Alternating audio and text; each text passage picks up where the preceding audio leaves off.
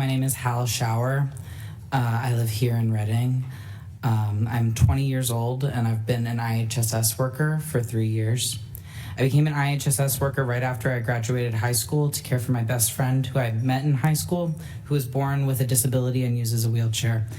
This work opened me up to meeting other people who needed IHSS services, and I took on a second client. Unfortunately, I quit that job in November, but I'd like to tell you about him and my work. This gentleman who I cared for became disabled in his 50s due to a head-on collision while driving to his day job in Chico. He broke 37 bones in his body. His entire lower body was shattered. He was put in a medically induced coma for a month while they reconstructed him.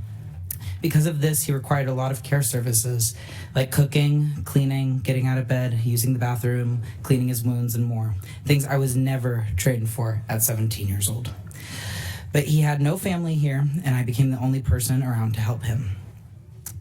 But the extent of his care needs was never the issue for me. It was my working conditions. He had to move to low-income housing complex just here on Magnolia.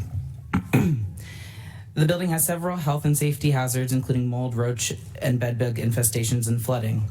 No human should ever have to live in these conditions, and no human should have to work in them either, especially for an unlivable wage.